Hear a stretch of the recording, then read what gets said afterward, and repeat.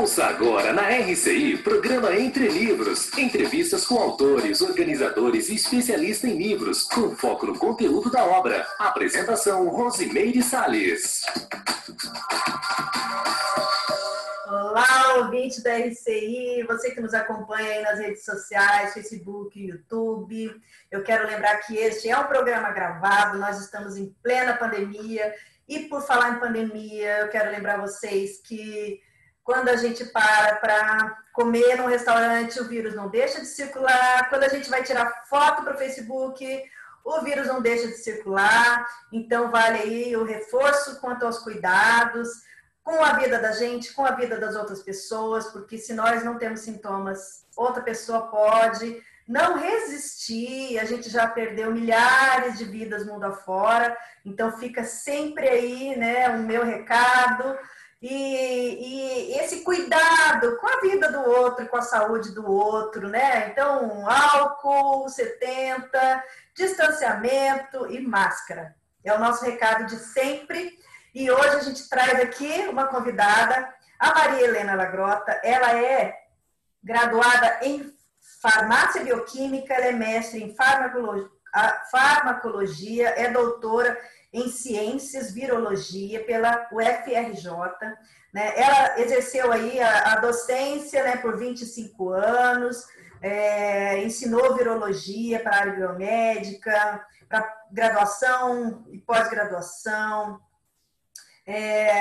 Ela também fez funcionar 2 laboratórios de cultura de célula, pesquisa de substâncias antivirais, enfim. Ela tem aí uma carreira de pesquisadora, né, nessa área, que é muito bacana. Você sabe, Maria Helena, que eu quase fiz faculdade de farmácia bioquímica. Tá vendo? Eu cheguei a fazer vestibular, eu não passei no vestibular, eu não fiz, mas eu tenho uma tia que é farmacêutica bioquímica, e aí eu ia para lá, para olhar no laboratório, no microscópio, sabe? Eu ia lá no trabalho dela, na Santa Casa, lá em Campo Grande. E aí eu ficava olhando aqueles negocinhos tão bonitinhos, eu falava, gente, eu vou fazer farmácia bioquímica, mas aí eu desisti. Então, receba já as nossas boas-vindas, Maria Helena. O livro dela, para quem está tendo a oportunidade de ver a gente, está a capa aqui, Minhas 4 Estações Rumo à Conscienciologia. E a gente vai querer, então, que ela conte para a gente quais são essas estações. Maria Helena, bem-vinda ao nosso programa. Olha, Rose, obrigado pelo convite. Eu sinto muito feliz por conversar com você a respeito da minha vida, que está aí no livro. E principalmente nesse momento, né, que nós estamos passando, eu como virologista, apesar que eu já estou aposentada há bastante tempo. Então, falando assim de tudo, como eu cheguei aqui agora escrevendo um livro. Na verdade, eu nunca pensei em escrever nada assim sobre literatura, porque eu era muito da ciência convencional. Então, o que eu escrevia? Os trabalhos de pesquisa que editava, as teses, mas em 1994 me veio uma vontade de escrever crônica, essas coisas. Eu lá ainda trabalhando no meio dos vírus, das pesquisas, etc. Aí comecei a escrever crônicas. Como eu não tinha onde publicar, eu colocava no quadro de aviso do departamento. E meus colegas liam, quando gostavam, tiravam cópia.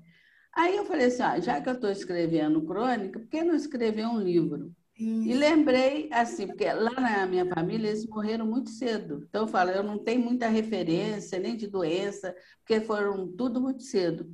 E os meus sobrinhos não chegaram a conhecer os avós. Aí eu falei, vou escrever um livro contando a minha história, que eu vou ter que abordar a história dos meus pais, e eles vão ficar sabendo a raiz de onde eles vieram.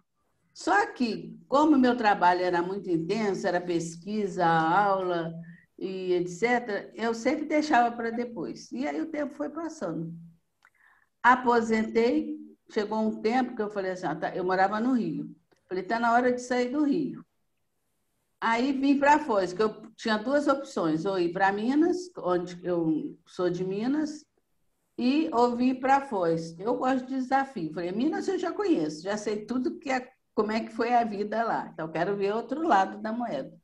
e vim para fora. Chegou aqui, eu falei, o que eu vou fazer? Porque eu sou de ficar fazendo, eu não sou de cruzar o braço. Eu também. Aí a minha sobrinha falou assim, por que você não escreve um livro? Aí, bateu, né? Eu já queria escrever. Só que, desta vez, nessa nova fase, eu pensei em escrever, não só, lógico, para os meus descendentes ficarem conhecendo, mas também, como eu já estava fazendo curso lá na Conscienciologia, e já conheci o paradigma consciencial, eu falei assim, então eu vou escrever, continuar com aquela ideia, mas vou analisar a minha vida, fazer uma autoanálise para ver o que eu fiz de bom, o que eu fiz de ruim, e sem medo de ser feliz, né? Tem que encarar o que eu encontrei. Então, eu escrevi neste livro, analisando toda a minha passagem. O livro é isso, né? O livro é você tirar tudo de você para doar para o outro, né? Porque é a sua história, é a história da sua família, mas é a história que fica para a humanidade, né? Porque quem quiser vai ter acesso ao livro e vai conhecer essa história. Então, assim, é um exercício de doação, né? Isso é muito bacana. E eu queria que você começasse contando um pouco sobre essa sua infância, um pouco sobre essa história que você conta aí da sua família, né? Como que era lá no interior de Minas? Lá no interior, vamos dizer. Eu falo assim também. Não, pior que eu não falo. Eu engulo, às vezes, os S, que isso é mal de mineiro. Eu como todos os S. Olha, eu nasci num lugarejo chamado Santa Helena. Vivi nesse lugarejo. Aí, logo no início, quando um pouquinho antes de 2 anos, eu tive poliomielite, que é a doença que as pessoas conhecem como paralisia infantil. Aí fiquei 1 ano sem andar. Depois eu comecei a andar com dificuldade, mas meus pais, mesmo morando no interior, eles me levaram nos bons médicos de Juiz de Fora, que é uma cidade grande. Mesmo assim, eu fiquei com as sequelas. Só que a minha mãe e meu pai, eles nunca me fizeram de vítima, muito pelo contrário, deixavam eu solta. Então, eu com problema, mancando, pulava corda, brincava de pique, fazia tudo que uma criança fazia. Então, acho que isso também fortaleceu e me deu essa... Dá um chapéu para eles, hein? Isso eu agradeço, é um grande aporte que eu tive. Aí depois, eu estou contando assim bem resumido para ir pulando. Então, lá em Santa Helena, por que ela é a minha primeira estação? Quando eu falo estação, é estação de trem mesmo. Porque, como era um lugarzinho bem pequeno, a estação é o lugar onde que vinham os trens, que vinham do Rio, e parava ali na estação de Santa Helena e deixava os jornais, revistas, e continuava Minas afora até chegar em Ponte Nova. Então, isso foi muito importante, porque ele trazia o conhecimento da cidade grande. Até no livro eu falo que era assim, um indicativo da meu futuro morada, né? Porque depois eu fui para o Rio, mas até aquele momento não tinha nada. A saída ali era só de trem? Não, para o Rio, sim. O trem é que ia, mas para outros lugares tinha ônibus. Aí nós mudamos, eu tinha 10 anos, minha mãe mudou para Bicas, que é uma cidade, Minas também, maior, porque é cidade, porque Santa Helena até hoje ainda não é cidade, não. Melhorou um pouquinho, mas continua um lugarejo. Aí, Bicas também tem estação de trem. Lá em Bicas, o que mais relevante que eu vou falar assim, eu aprendi a perder pessoas, que eu perdi meu pai com 13 anos, e com 20 anos, 6 anos depois, eu perdi minha mãe. Então, foi o lugar que foi mais impactante nesse sentido de perdas. Lá eu fiz aqueles cursos iniciais, que nós chamávamos antigamente de ginásio, hoje em dia é outra coisa. Eu fiz ginásio também. Aí, a minha intenção, na verdade, depois que eu estudasse o básico, era fazer medicina. Não tem ninguém na minha família médico, não tinha nenhuma referência nesse sentido, mas eu encasquetava com a área biomédica. Então, isso foi alguma coisa que veio lá de outras vidas. Aí, só que a minha mãe falou, não, você vai fazer normal. Normal era um curso para ser professora primária. Eu falei, não, eu quero fazer científico, eu quero fazer medicina. Aí a mamãe insistiu, eu sou obediente, eu sempre obedeço. Aí eu falei, tudo bem, eu vou fazer, mas não vou dar aula. Teimosa, né? Aí, conclusão, fui fazer normal. Antes de terminar o normal, minha mãe morreu. E nessas alturas, meus irmãos praticamente estavam todos casados. Aí eu terminei o normal, não dei aula, na verdade, porque eu mudei para o Rio. Eu fui morar com a minha irmã, que já tinha casado há pouco tempo e estava morando no Rio. Aí eu fui morar lá com ela. Aí nós vamos para a terceira estação. Tá? Cada lugar, cada fase é uma estação. Rio foi a coisa assim, foi onde eu aprendi mais, não só sobre a vida propriamente dito, mas sobre os ensinamentos para ter uma carreira, né?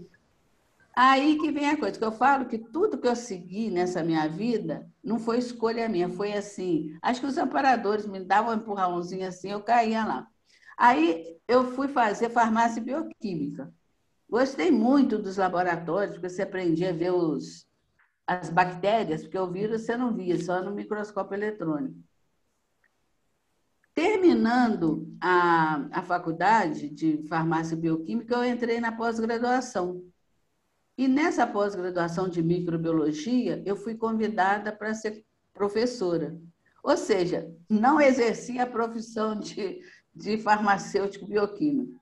Porque depois eu descobri, escrevendo um livro, que a minha proex era o ensino, era a docência. Tudo que eu fazia, eu caía na sala de aula. Agora, lá no Rio, eu fiz a pós-graduação e continuei a minha vida de dar aula, de orientar alunos. E é porque eu estou dando umas puladinhas. É bem de pesquisadora mesmo, né? Você entrou nessa área de pesquisa mesmo, né? Assim, porque eu sempre fui muito uma coisa que eu trago assim de... Não na prática em si, né? De virologista, né? Eu sou muito curiosa. Tudo eu quero saber, por quê. Esse negócio de tudo querer saber, eu estava até dando uma folheadinha aqui no livro e lembrei de uma situação. Uma vez, quando já morando no Rio, foi um eletricista lá em casa para consertar alguma coisa. Aí ele falou para mim, a senhora que gosta de saber tudo, antes de eu começar, eu vou explicar o que eu vou fazer. Ele me explicou, deu uma aula lá do... Aí que eu não tinha notado isso. Quando eu fui escrever o livro, que eu coloquei essa passagem, eu falei, gente, eu gostava de saber mesmo de tudo. O eletricista falou isso para mim, foi legal. Então, isso eu tenho, uma curiosidade e gosto de desafio. Que eu também falei no livro, que a pessoa, para viver, chegar a essa idade, eu estou agora com 78, eu fiz esse meu aniversáriozinho agora, dei mais uma andadinha. Daqui a 2 anos, 80. Estou na 4ª idade daqui a 2 anos. Aí, o que acontece? Eu, no livro, escrever a sua história, isso é muito bom, porque você descobre coisas que estavam apagadinho, vamos dizer assim. Você descobre coisas de outras pessoas, isso eu descobri, foi muito interessante, pessoas que foram muito boas para mim, só que eu não dava valor, eu não sentia aquilo. Esses aportes todos que eu tive muitos aportes. Então, e mais ainda, descobri a você mesmo. Então, eu descobri que eu sou muito curiosa, gosto de saber das coisas. Agora, sou determinada, porque sou puxei da minha mãe. Minha mãe era muito determinada. Tem um fato da minha mãe muito interessante para mostrar esse modo de pensar dela, otimista. Eu estou indo e voltando, porque às vezes encaixa melhor na... Não, nós temos uma hora para conversar. Tá bom. Tem consulta aqui para você. Aí a minha mãe, quando morava em Santa Helena ainda, ela já, é que eu falo, eu nasci numa época melhor, a minha mãe já tinha uma condição melhor, que os meus irmãos, que eu sou a caçulinha, os meus irmãos já nasceram numa fase mais de luta, mais de dificuldade. Então, quando chegou lá em Santa Helena, uma pessoa dirigindo um carro, era um carro da marca Buick. Essa marca põe tempo nisso. Só que era um carro luxuoso, ele é todo metálico, sabe? Azul metálico, brilhoso. Ó, aquele lugarejo pequenininho, simples, Quando viu aquele carro, todo mundo foi, rodeou o carro e ficou vendo. Aí o dono, o proprietário do carro, virou para o meu pai e falou assim, ô, seu Lagrota, você não quer comprar? Aí meu pai falou assim, não, eu não posso. A mamãe, na mesma hora, cortou ele. Falou, não, Amilca, a gente não pode comprar agora, mas um dia esse carro vai ser nosso. E não é que eles compraram aquele carro, mas não me pergunte como, porque eu não sei, mas aquele carro foi nosso. Você vê o pensamento dela. Agora, em relação ao meu pai, que eu posso dizer assim de destaque, que eu descobri também escrevendo, que eu não tinha essa ideia, ele era muito mão aberta. Tem um fato muito pitoresco, que ele vendeu uma casa para o vizinho, lá de Santa Helena. O vizinho, o dono que tinha comprado a casa, não tinha dinheiro, condição de pagar. Sabe o que meu pai fez? Paga com abóboras. Lá na minha casa, eu lembro, isso eu tenho na mente bem nítido, o canto da sala, uma pilha de abóbora. Você vê, uma casa a troco de abóbora. Só que minha mãe, muito inteligente, falou assim, não vão perder essas abóboras. Cozinhava e dava para os porcos. Aí os porcos comeram abóbora por muito tempo. Você vê a bondade dele. Ele construiu na casa uma sala para a professora dar aula. Então, isso tudo foi exemplo para mim. A garra da minha mãe na luta e disposta e otimismo, e meu pai naquela bondade, sempre, sabe, protegendo os outros, etc. Mas vamos voltar para o Rio? Podemos.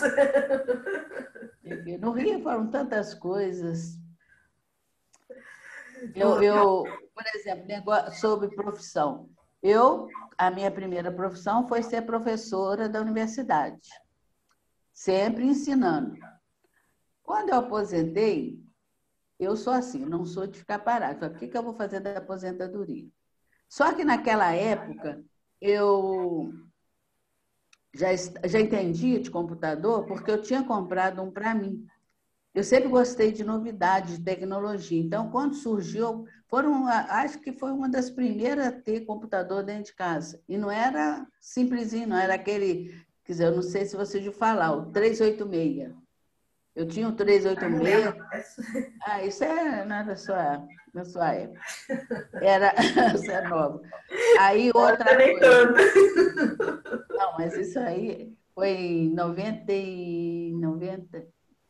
Antes da minha tese de doutorado, foi em 1990 que eu comprei. Eu estava na militância política, já estava levantando bandeira. Olha, eu não sou da política, não, mas, por exemplo, eu estudava na faculdade junto com a Tânia, lembra da Tânia? Tânia Guimarães, sim. Era da minha turma. Aí eu estudava na época que houve a ditadura, fechamento de diretório, acabaram o diretório. E às vezes você estava na sala de aula, aquelas invasões, etc. Mas eu ficava na minha porque não era a minha. Eu estava sozinha, assim, não tinha pai nem mãe, eu tinha que estudar para depois cuidar da minha vida. A história está bem pipocada de lá e para cá. Né? Mas olha, eu sou de falar nessa história. Se deixar, eu vou falando a vida toda. Então, você quer fazer alguma pergunta? Olha só, no Rio, você teve, então, digamos assim, direcionamento da sua vida, na verdade, né? Porque você passa a sua infância, adolescência, e aí você vai para o Rio, você já vai para definir que carreira que você vai seguir. Como é que foi essa escolha, né? Assim, é a medicina. E aí, não deu a medicina, aí você procurou uma área que fosse mais afim com a medicina? Olha, na verdade, eu não procurei. Foi o seguinte, eu fiz o vestibular, o primeiro ano que eu fiz, não tinha condição de passar mesmo, porque eu vim do interior e lá no Rio, na época, não sei se existe hoje, as provas eram separadas. Por exemplo, quem fazia para a área biomédica só fazia o cursinho para a área biomédica. Então, eu entrei no curso, esse cursinho que prepara, no meio do ano, que já era um curso que estava vindo desde janeiro. Olha, eu não entendi nada. Sabe que eu não entendia nada que a pessoa estava ensinando? Ele pegou uma forma estrutural de uma substância química, desenhou lá no quadro, eu olhei aqui e falei, que é isso? C tracinho, não sabia o que era. Aí, lógico, depois eu aprendi que o C era o carbono, etc, etc. Só que eu não sou de desanimar. Então, aquele ano eu não ia passar mesmo, eu fiz mais por experiência. No ano seguinte, eu entrei no outro curso preparatório e fiz o ano todo. Fiquei excedente. Eu passei, mas não tinha vaga suficiente para todo mundo. Aí eu pensei, eu vou fazer outra vez medicina, vou tentar, se eu já estou excedente nessa, eu vou fazer outra faculdade de outra área, depois eu vou repetir a medicina. Aí eu tinha duas opções. Ou ir para... Também outra coisa diferente de hoje, que era cada faculdade tinha um tempo diferente de fazer o vestibular. Então, você podia escolher fazer numa, até fazem todas elas. Aí, na época, tinha odontologia, que estava oferecendo, e farmácia e bioquímica. Como eu não queria fazer aquele curso, era só mesmo para ganhar tempo no próximo ano, fazer novamente medicina, a ideia era essa. Aí eu falei, vou escolher farmácia e bioquímica. Naquela época eu não sabia nem que farmacêutico fazia. Você vê a situação. Entrei, fiz, passei. Quando começaram as aulas, e foi para o laboratório, mexe daqui, mexe substância, sai cor daqui, sai cor... Eu fiquei empolgada, porque pesquisa, esses experimentos, é empolgante. Aí, inclusive, tinha na minha turma vários outros colegas que também tinham ficado excedente. Então, nós impetramos o mandato de segurança. Ganhamos, só que eu teria que ir para uma outra cidade e pagar a moradia, que não era de graça. Naquela época, eu não tinha condições, porque eu vivia com o dinheirinho que eu herdei e estava aplicado. Dava para comprar o básico, e morava de graça na casa da minha irmã. E também, não é só por causa disso, eu já estava gostando da farmácia. Já estava gostando daquelas experimentos. E depois vieram as outras experimentos, negócio de, como você falou aí, ver no microscópio, ver uma giardia, que é um parasito, é uma carinha esquisitinha, parece uma massa. Tudo isso me empolgava, você está entendendo? Aí eu falei, quer saber de uma coisa? Eu vou ficar na farmácia bioquímica. Quando eu terminei, fui fazer pós-graduação, aí que eu fui convidada para ser professora, aí não exerci, mas não havia necessidade, porque aí eu estava como professora da universidade, já tinha uma profissão, uma carreira. Aí dediquei a isso. E aí eu ia voltar para a medicina se você já tinha até uma perspectiva. Hoje, assim, com a minha clareza hoje, eu acho que eu fiz bem, que eu sou muito de... Eu ia pegar muito aquele sofrimento e ia me abater muito. Você está entendendo? Eu lidava, por exemplo, quando viemos trabalhando já na universidade, como professora, muitas vezes eu fiz diagnóstico para virologia. E a pessoa procurava a universidade, eu coletava o material, aí inoculava naquelas coisitas todas, na célula e etc. Então, foi uma vida bem... Olha... E a gente quer saber mais, Mas daqui a pouquinho, depois dos nossos comerciais. Pessoal, Maria Helena Lagrota volta daqui a pouquinho, 1 minutinho. Programa Entre Livros. Apresentação, Rosimeire Salles. Voltamos a apresentar Programa Entre Livros. Apresentação, Rosimeire Salles. Minhas 4 Estações é o livro que nós estamos hoje conversando aqui com a autora. Maria Helena estava contando então para a gente aí dessa experiência de, olha, você se tivesse hoje na sua área, hein, ia ter muita pesquisa para fazer, né? Poxa vida, essa profissão está em alta no sentido da relevância, da importância, da seriedade, né?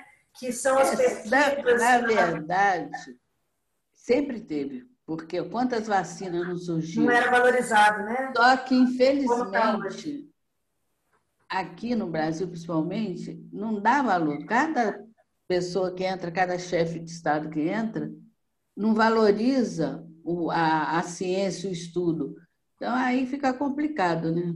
A gente, por exemplo, eu tive uma vez, falar, a crise existencial. Eu nunca tive crise existencial, mas tive crise científica. Sabe o que é uma crise científica? Eu fazia os trabalhos que eu estudava plantas e algas para ver se o extrato dessa planta e da alga inibia o vírus. Eu usava como referência o vírus herpes.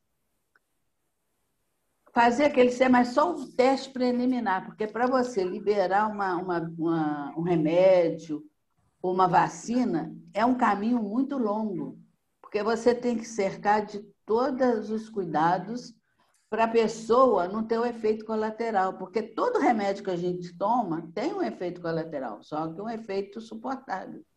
E também vem aí o caso do risco-benefício. Se você está, a doença é muito grave, aí você arrisca tomar o remédio.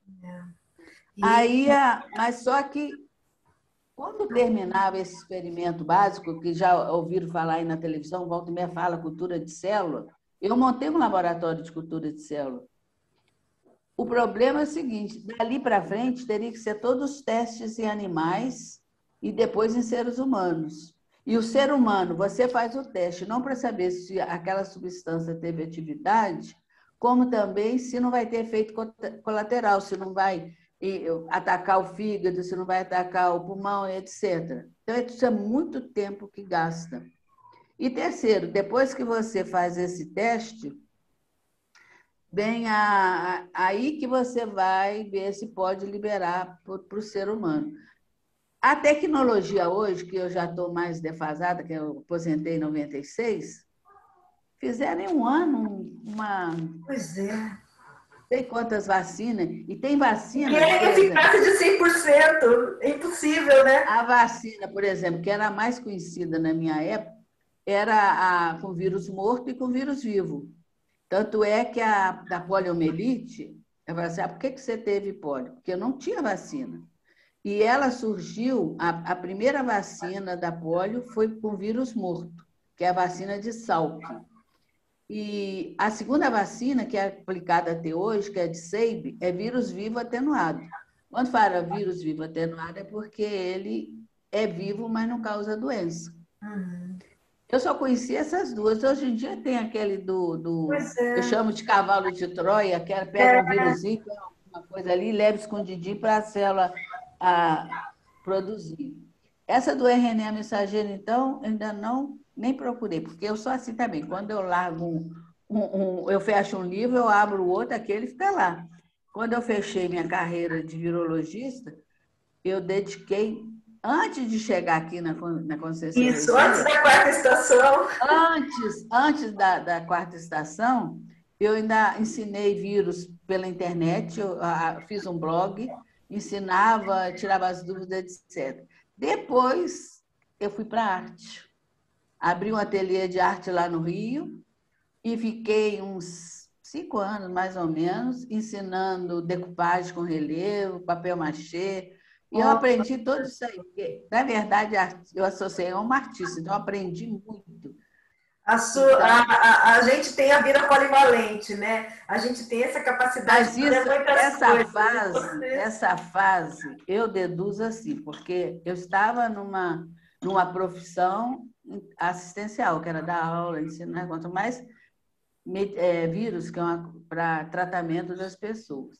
Quando eu resolvi largar, ainda fiquei um pouquinho lá online, mas antes de eu vir para aprender realmente sobre a multidimensionalidade, essa extrafísica, etc., ou seja, o porquê a gente está aqui, eu acho que me deram uma colher de chá para eu passar um pouquinho por aquilo que eu gostava, que era arte.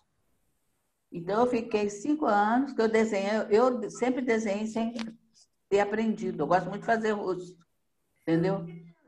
Então, aquilo foi mais assim, para dar um respiro, para começar uma outra leva. Aí, vim para Foz, quarta estação. Aqui não tem estação de trem, mas eu tinha que continuar naquela situação de estações, mas acho que vai ter agora, se não me engano. Aí eu conheci a Conscienciologia. Eu não vim pela Conscienciologia, eu vim porque eu queria outro lugar, eu já tinha sobrinho morando aqui. Chegando aqui, eu sou muito observadora. Aí eu olhava as pessoas jovens, vindo para Foz, vindo de outra cidade, largavam o emprego, ou trazia, ou vinha, transferia, vinha para Foz, por causa da Conscienciologia. Eu falei, o que está acontecendo? O que é essa Conscienciologia? Eu vou querer saber o que é isso, por que disso. Entrei fazendo uns cursos. Comecei a fazer vários cursos. Aí eu descobri que dá um sentido na vida da gente. Porque antes eu falo assim, morreu, acabou. Agora não, você sabe. Eu, por exemplo, estou me preparando, não só para a dessoma, mas para a minha outra vida. Então, o que eu puder aprender aqui, eu vou aprender para trazer quando eu tiver de voltar. Eita, filha, agora engrenei tudo aqui. É isso mesmo. Mas a Conscienciologia é isso, né? É você ver, analisar, você se estudar, é você fazer as suas metas pensando lá na frente, né? Preparando a dessoma, já pensando como ter mais lucidez numa próxima vida. A gente renasce aqui, né? Sem lucidez nenhuma. Mas se a gente está mais lúcido nessa, a gente vai estar preparando para poder ter mais lucidez na próxima, né? Então, quer dizer, tem aí dá um sentido, né? Um sentido, né? Uma sensação de você como está ajudando também as outras pessoas, esclarecendo, né? Tem muito isso na Conscienciologia também. O aprendizado na Conscienciologia, e eu estou ouvindo bastante as tertúlias do Valdo, né? Todas, inclusive. E eu tenho aprendido muito. E eu estou tentando seguir lá os ensinamentos dele, que é aquele negócio, não pense mal dos outros. Aí, quando eu pego pensando, tem que tirar, isso aí não está legal. Isso é muito importante. O autoenfrentamento, a gente não consegue ficar bem sabendo que a gente está sendo imaturo, né? Que a gente pode ser uma pessoa melhor. Então, como que a gente faz isso? Né? Mapeando, estudando a gente mesmo, se autoenfrentando, se autossuperando, né? A Conscienciologia é muito isso, é muito prática. Não, eu falo isso lá no livro, que ela veio para cobrir uma lacuna que existia. Porque antigamente, a pessoa velha, 50 anos era velha. Na minha fase de adolescente, uma pessoa de 50 era velha. Com o tempo, com a medicina avançada, remédios e conscientização também das pessoas, hoje em dia a pessoa chega a 100 anos que dá de 10 no jovem, às vezes. Tão forte, tão para frente. Só que, aí o que aconteceu? Os jovens começaram a se preparar para a velhice. Já que eu vou viver até 100, vou me preparar. Só que eles iam até aí e paravam. E depois? Morreu? Não vai saber o que vai acontecer? Então, agora veio a Conscienciologia, preencheu essa lacuna, que ela te ensina a dar armas para você, arma não, que é ruim, dar ferramentas para você se enfrentar e conhecer você mesmo, se preparar para depois da morte. Então, eu nunca tive, por exemplo, tenho medo da morte, eu nunca tive. Eu cheguei tenho assim, uma convicção que morte é uma passagem de estágio. Esse corpo aqui não é meu, ele está emprestado. Eu não preciso dele lá no extrafísico. Então, quando eu for, ele vai ficar por aqui e eu vou tranquilamente lá. Até eu tenho uma reivindicação quando eu chegar lá, que eu quero andar de patins, daquele t-shirt. Posso, né? A perna não deixa, o pé não deixa. Mas isso, o dia que eu for, vocês me virem assim, ó, andando de patins lá, para falar, Maria Helena chegou onde queria. Falando em termos de consciencialidade, você nessa vida, ter passado por essa experiência da poliomielite, o que isso afetou na sua intraconsciencialidade? Como que isso afetou a sua vida, as relações com as pessoas? Como é que era, assim, ou isso foi uma coisa absolutamente tranquila para você? Como que é lidar com o ser diferente, né? Vamos dizer assim. Eu conheço pessoas que têm um problema assim e se revoltam. Eu nunca me revoltei. Para mim, é porque também eu tive muito cedo, com 2 anos. E como eu falei, minha mãe e meu pai deixaram eu ter uma vida solta. Eu brincava carnaval, dançava, mancando. Desfilei no 7 de setembro na rua, pode? Eu, pequenininha, a professora, era aquela época lá em Minas, quem desfilava eram as escolas. Eu lá desfilando. Então, eu fazia tudo dentro, lógico, daquele possibilidade, eu fazia tudo. Então, é o que eu falo, eu sempre me conhecia assim. Então, esse é o meu normal. Agora, quanto assim, a dificuldade, lógico que tem. Então, não tem como, tem certas coisas que eu não posso fazer, porque eu não.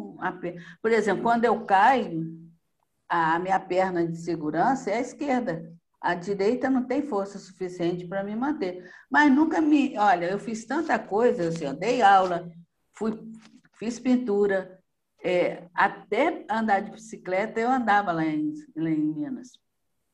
E mais o que eu fiz? Eu dava aula, era naquela época que você não tinha microfone, eu andava para lá e para cá na frente e tranquilamente. Também nova, a gente, além disso, é mais forte. Lógico, a idade vai também. Mas nunca me deu outros problemas, Não, entendeu? nem nas suas relações, foi tudo muito Nem tranquilo. assim, como é que fala? Bullying. Porque tem Nunca gente, tive. isso, porque tem gente que fala que fica traumatizado, porque não foi bem compreendido, porque era discriminado, e tem todo um mimimi que hoje, inclusive, está assim, Isso em aí volta, né? depende muito da cabeça, da personalidade da pessoa, do estilo de ser. Você acha que isso Olha, está programado?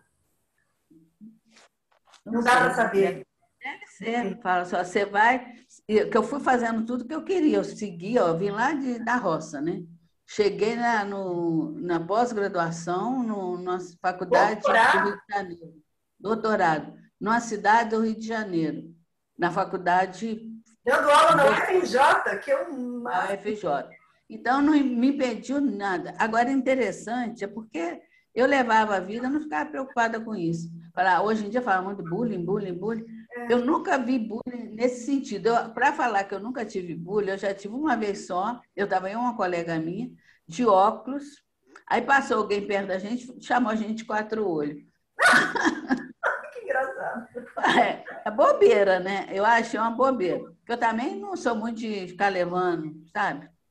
Quer falar, fala. Nossa, eu morria de complexo porque eu era muito magra, parecia um ossinho aqui, ó. E aquele ossinho, eu falava, gente, eu era esquelética. E eles me chamavam de Olivia Palito, vara de pegar coco, magrela seca. E aquilo me ficava mal com aquilo, assim. Aí, assim, realmente, me afetava, entendeu? Então, assim, Não, isso depende muito da idade. No adolescente, aí realmente é a época que quer, vamos dizer assim, atrair, né, o jovenzinho lá com aquele olhinho comprido. Aí, nesse sentido, às vezes acontece. Mas eu sou muito de me preservar. Então, eu nunca, determinadas coisas eu já nem fazia para não me aborrecer. Então, ou seja, eu não tive problema nenhum, assim, de um modo geral. Uma coisa que me chamou muito a atenção do seu livro, com a sua história, assim, quando eu li pela primeira vez, eu não sei que nome que eu uso, mas talvez seja lisura, mas é assim, a sua vida é uma coisa muito, sem muitos percalços, sem muitos erros, sem muito pisar na jaca, né? Então, assim, o meu referencial é que assim, na fase da juventude, eu entrei para a militância política, aquilo tem a ver com temperamento, ranços do meu temperamento, belicista, revolucionário, tem muita coisa que eu acho bacana e que eu gosto de ser do jeito que eu sou, e muita coisa eu aprendi com os meus amigos lá, até a comunicação que tem a ver com a política, né? Eu sei que eu aprendi, sabe? Então, assim, me trouxe muito aprendizado, não tenho arrependimento de nada que eu fiz, mas eu sei que se eu tivesse seguido uma outra linha, a minha vida teria sido outra. eu acho que eu meio que escorreguei, entendeu? E aí, quando eu li o seu livro, me impactou o fato de você é assim, tudo vai dando certo na sua vida, você vai conquistando as coisas, não tem assim, nada que sejam dificultadores, impeditivos. Não, você vai passando pelas dificuldades, tudo numa boa. Isso realmente, assim, olha, tô até sentindo energia agora aqui. Realmente chama muito atenção na sua vida, né? Essa integridade, essa lisura, digamos assim, a sensação que eu tenho é como se você já tivesse em outras vidas aquelas questões mais grosseiras para resolver, já tivesse resolvido. Então, nessa vida, você já está mais tranquilona. Na próxima, então, nossa, não dá nem para imaginar, né? Então, eu queria que você falasse disso, mas eu vou chamar os comerciais agora, daqui a pouquinho, para você falar um pouquinho como que você viu essa questão desses... Acho que você teve muito aporte também, mas como que você lidou com todas essas mudanças de estações? Pessoal, em um minutinho, a gente vai saber mais com a Maria Helena sobre as estações dela. Programa Entre Livros. Apresentação, Rosimeire Salles. Voltamos a apresentar Programa Entre Livros. Apresentação, Rosimeire Salles. Nós estamos conversando hoje com a autora Maria Helena Lagrota sobre a obra dela, Minhas 4 Estações, rumo à Conscienciologia. E a minha curiosidade é para como que você falasse um pouquinho assim dessa sua... É que para você, né? Assim, para você foi o que você viveu, né? Para a gente que está de fora é uma integridade, sabe? Assim, uma lisura. E eu queria que você falasse um pouco disso, assim, como foi a passagem dessas 4 estações? Elas foram demarcadas, mas ao mesmo tempo foi tudo muito certinho, né? Muito encadeado, muito redondo, né? Ou não? Como é que é? Conta aí. Não, foi redondo. Parece que tudo vai encadeando, né?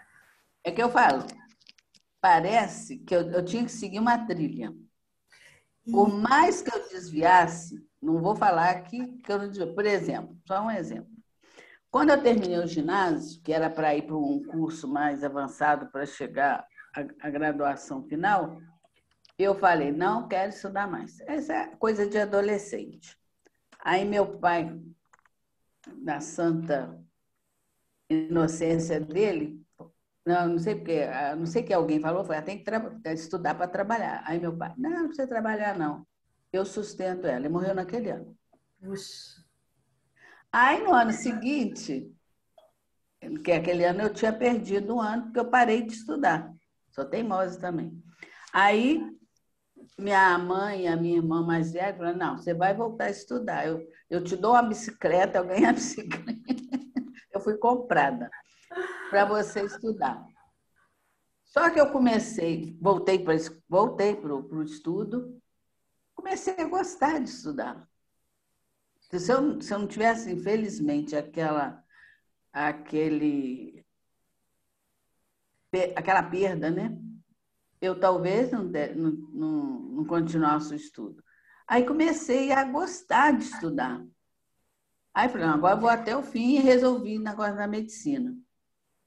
Mas a minha irmã casou naquele ano, foi para o Rio, e eu era a única solteira estudando, fazendo normal. Minha mãe morre.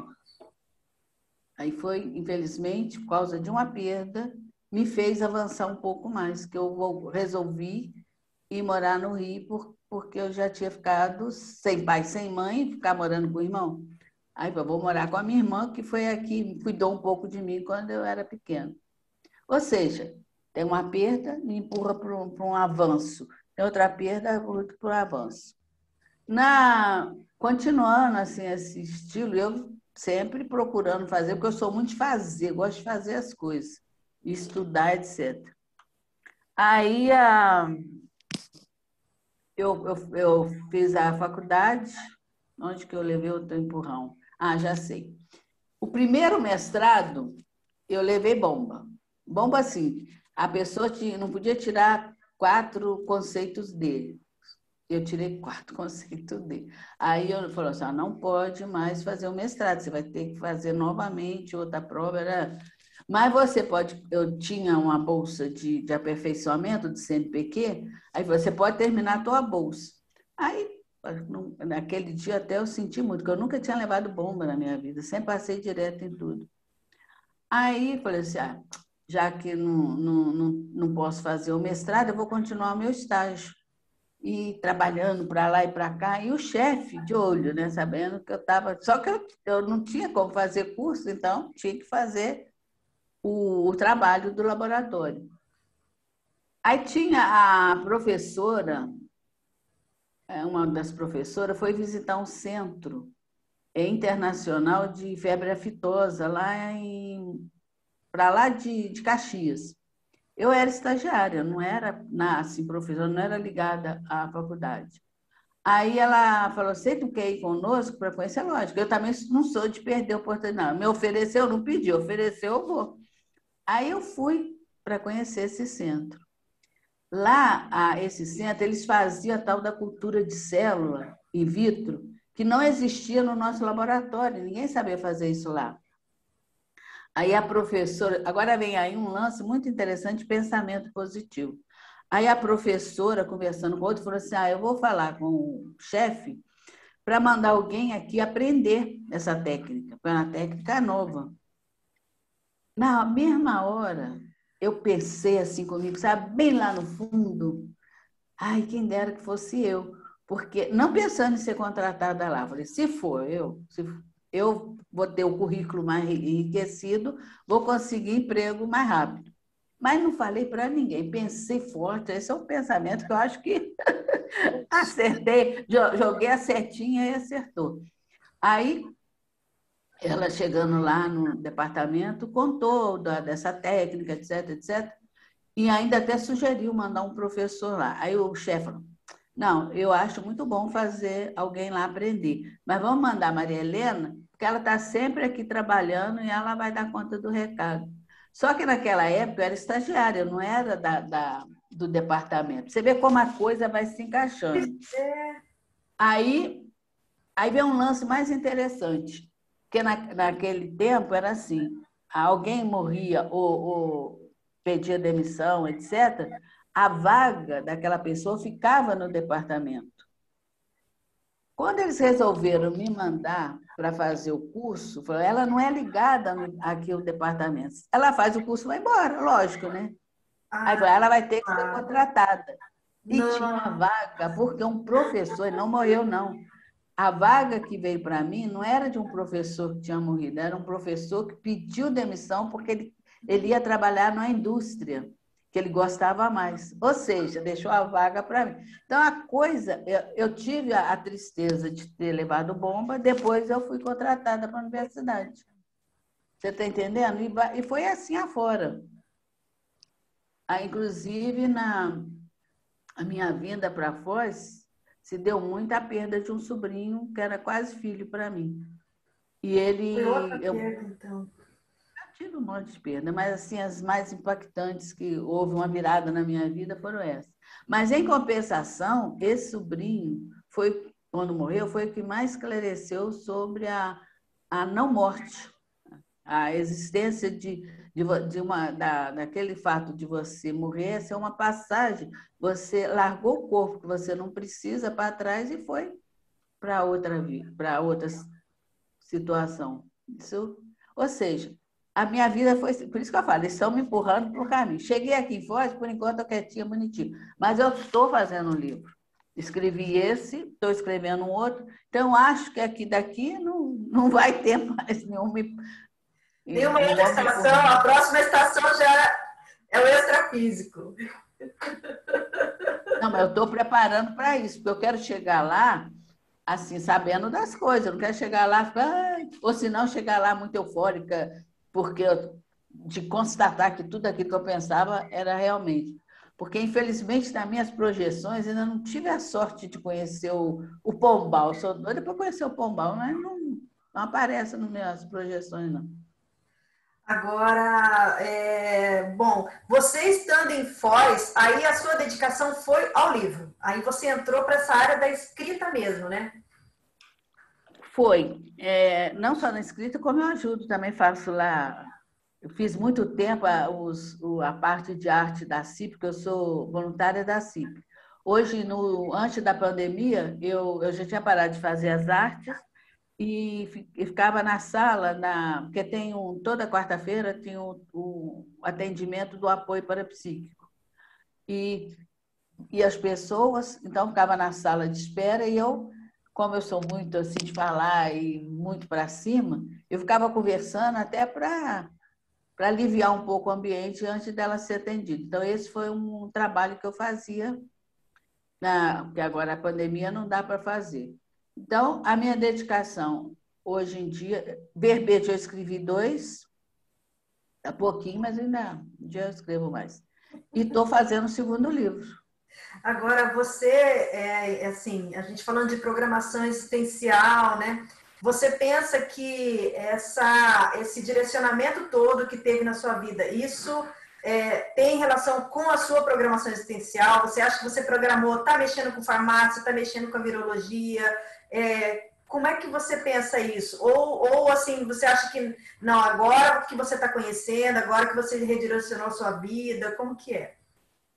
Não, eu acho assim, a vantagem, eu sempre falo para as pessoas escreverem a sua biografia, porque você resgata e conhece coisas que você não parava para pensar. Por exemplo, ProEx. Nunca podia imaginar qual seria a minha ProEx. Mas, com esse narrar da minha trajetória, eu vi que tudo me encaminhava para a docência. Então, não estou falando que seja a ProEx total, mas uma parte foi essa. Eu tenho quase que certeza. Aí eu penso assim, se eu estou aqui ainda, com 78 anos, é para eu fazer alguma coisa, não é? Você vai viver 100 anos, não sei quantos anos, para ficar vendo a banda passar. É para você fazer e fazer coisas que cada vez te tornem uma pessoa melhor. Então, eu estou dedicando agora à Conscienciologia mesmo, não só aprendendo, estou aprendendo muito, e fazendo o livro que eu estou escrevendo um outro, e depois até voltar a escrever mais verbete, que eu só escrevi 2. Eu acho que daqui não tem, eu acho que eu estou chegando para essa vida, né? Agora, você fala aqui no seu livro, bom, você está na CIP, que é uma associação que pesquisa o parapsiquismo, né, interassistencial. E então, quer dizer, você está nessa linha de desenvolver o parapsiquismo. E você até coloca aqui no livro, né, sobre sonho, sobre projeção. Como que é, assim, essa vivência hoje do parapsiquismo? Você tinha parapsiquismo antes ou isso despertou só depois que você chegou na Conscienciologia? Como é que foi esse desenvolvimento parapsíquico para você? Isso aí eu tenho até um verbete que chama Despertamento Parapsíquico na Terceira Idade. Eu sempre achei que eu não tinha parapsiquismo. Por quê? Porque eu tinha exemplo lá em casa, a minha irmã, ela sonhava, acontecia. Era fantástico isso. Ela tinha premonição. Sonhava, pô, acontecia. E eu nunca tive nada. E o que eu ficava mais assim, impactada assim, comigo mesma, porque, por exemplo, a minha mãe, quando adoeceu, eu não tive nenhuma desconfiança que era os últimos dias dela. Eu falei, então não tem parapsiquismo, não estou sentindo nada. E foi assim sucessivamente. Quando eu vim para Foz, comecei a fazer os cursos daqui e escrevendo um livro, eu narrei vários fenômenos. Eu falei, caraca, eu tinha parapsiquismo. Por exemplo, na década de 90, eu lembro que eu tinha muitas coincidências. Estava conversando com uma pessoa, se eu relaxasse, parecia que eu deslocava e ia para o cenário. Aí eu via a pessoa conversando aqui, e eu não escutava, e parece que eu estava fora daquela dimensão. Mas era vapt-vupt, era rápido. Isso foram as 3 ou 4 vezes. Catalepsia projetiva. Eu tive várias. Eu acordava presa, entendeu? Eu estava presa dentro do corpo. Aí eu pensava em sacudir, aí eu voltava, porque não havia o encaixe, né, do psicossoma. Eu tinha isso, mas não tinha medo e também não procurava saber o que é aquilo. Esse foi o meu erro. Eu não procurava investigar. E foram outros, saber que a pessoa ia me ligar, ou saber que eu ia encontrar com outra pessoa, sentir que a casa estava povoada, entendeu? Quando eu comecei a fazer os cursos, aí, quando a professora explicava algum fenômeno, eu associava o que eu tive no passado. Falei, caramba, eu tinha parapsiquismo, só. Então, eu passei. Hoje, aí eu passei, lógico, você estudando, melhorando seu parapsiquismo, você vai identificando mais esses sinais. Por exemplo, dois lances impactantes, já sabendo do parapsiquismo, foi num curso que eu fiz, foram dois. Num curso eu vi a aura, foi o curso 40 Manobras da CIP. O outro foi Assistenciologia do IPC, eu vi a Dimener. Sabe assim, o olho fechado, abriu o olho, não enxergava nada, tudo branco, nem a professora que estava perto. O outro que eu posso citar foi uma projeção que eu vi meu corpo. Eu fiquei, assim, pairando sobre o meu corpo físico e o outro, assim, de encontrar parentes, essas coisas. O único defeito eu tenho ainda é corrigir. É quando eu encontro alguém conhecido, eu não deixo a pessoa falar, eu fico perguntando como que é a situação lá e o negócio, eu já notei também que tudo é muito rápido. Você não pode perder tempo. Aí a pessoa não dava a chance da consciência me responder. Isso é um defeito, eu tenho que começar a corrigir isso. Mas então, assim, na verdade, você não nem se atentava que era o parapsiquismo, você entendeu depois, mas você sempre teve, né?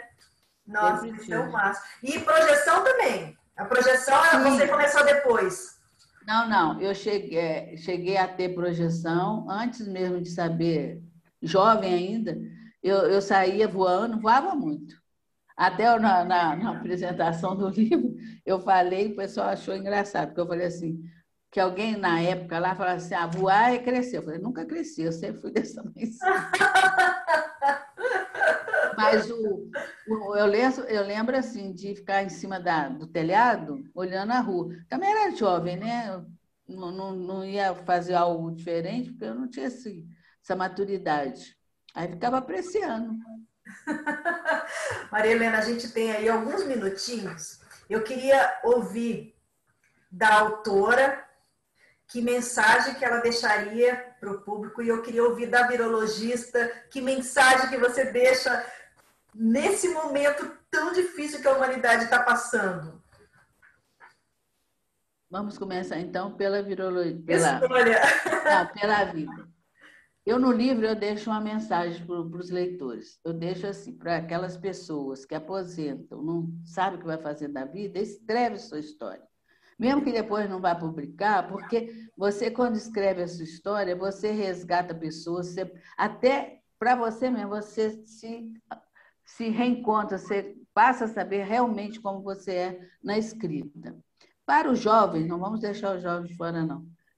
Toda oportunidade que aparecer, pegue com unhas e dentes. Não é para você passar pisando em cima dos outros, não. Isso é errado. Você tem que surgir uma oportunidade tranquilamente, sem você ter pedido, sem você ter prejudicado alguém, pegue essa oportunidade, que volta e meia aparece. Para o público em geral, não é só essa vacina hoje em dia, mas já há um tempo para cá, tem um grupo, sei lá quem, que não quer mais tomar vacina. Então, o que protege mesmo a população, as crianças, são as vacinas. Estão parando de tomar vacina de pólio. Vão as crianças nascerem com problema. Tomar vacina de sarampo. Sarampo voltou. Essas doenças que já estavam, entre aspas, meio assumida, está aparecendo tudo. Agora chega dessa pandemia, que é um vírus que os cientistas ainda estão estudando. Por exemplo, ninguém sabe o que vai acontecer daqui a certo tempo de efeito colateral. Ninguém sabe, porque é um vírus novo. Mas nós podemos evitar ter essa infecção, ou se tiver a infecção, tê-la mais leve.